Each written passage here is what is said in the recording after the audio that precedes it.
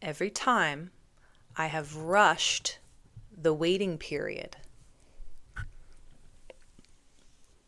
I set myself back even further.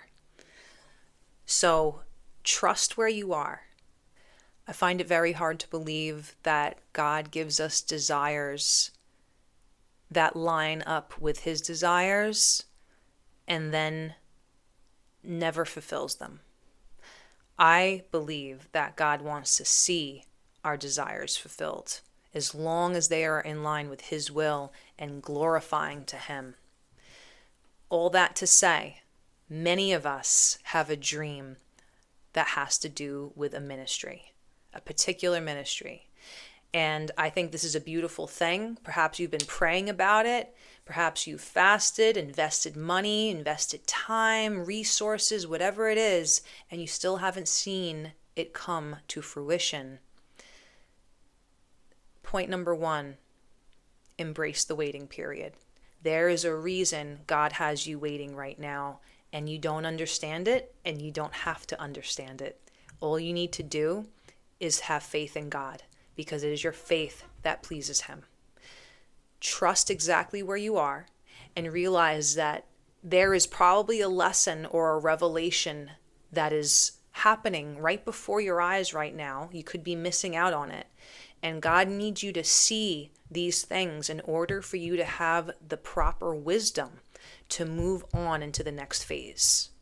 So embrace the waiting, trust where you're at, and know that if you are to rush the waiting period, you're going to set yourself back even further, because that's happened to me before. Point number two, stop thinking in terms of the natural. We are to think in terms of the supernatural. The Bible tells us over and over again to fix our mind on the things above, to fix our gaze on the things unseen. So in the natural world, something may seem very insignificant, but in the supernatural world, it is going to cause a ripple effect that turns into a tidal wave. This is why Jesus used the parable of the mustard seed and the parable of the yeast spreading, because something so small permeates into something huge when it's done in faith. It is a type of faith that we are to have. So don't belittle or discard small opportunities that God wants to minister through you.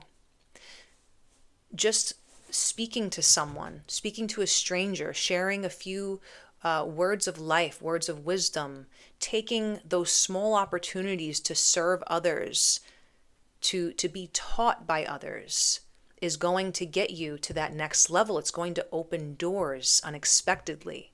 So remember, those who humble themselves will be exalted.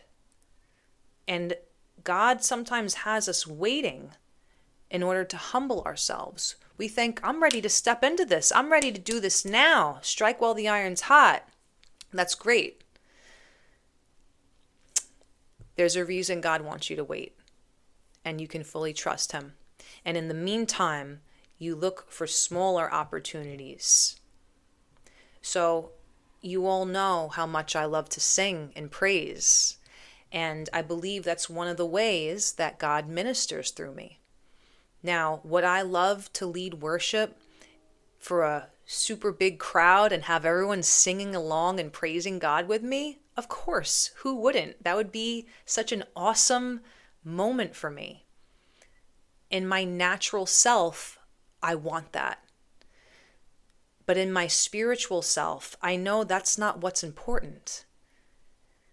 I know that for me to take all the small opportunities to praise, whether it's online or whether it's going to a local open mic or whether it's joining the praise team at church, is that we're to start in whatever opportunities we're given and be humble enough to say, you know what, maybe God wants me here first. Maybe there's something He wants to teach me at this level before I can move on to an even greater level. Another point I want to make is sometimes we're so fixated on what we think our ministry is that we miss out on what's important. I call it missing the forest for the trees. We're so caught up in our will and our vision that there could be something greater right in front of our eyes that we're missing.